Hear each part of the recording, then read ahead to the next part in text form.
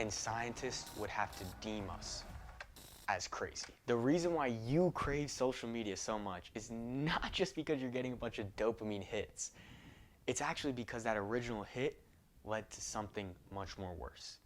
But I'm also going to tell you about how the algorithm is designed to literally keep that in its place. If you're scrolling, which we all have, and you come across consciously the thought of, why am I even scrolling in the first place?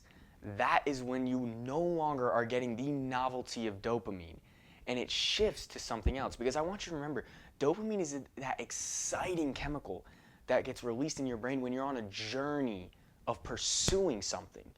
And so when that thought comes consciously into your mind, you realize you're no longer pursuing anything.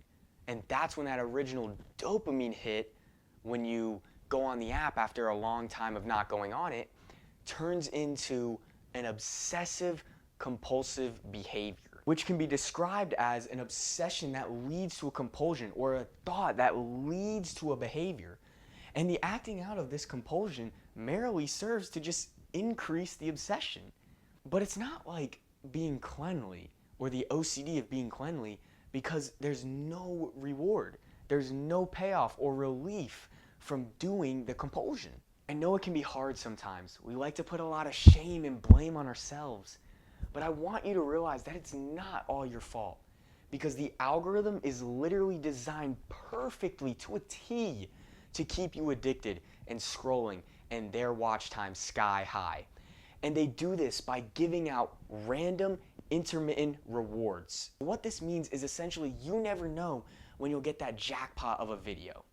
So you're just scrolling and you see your normal feed, and then all of a sudden after 4 videos of scrolling, something tragic happens. You see a guy jumping off a bridge trying to fly like Superman.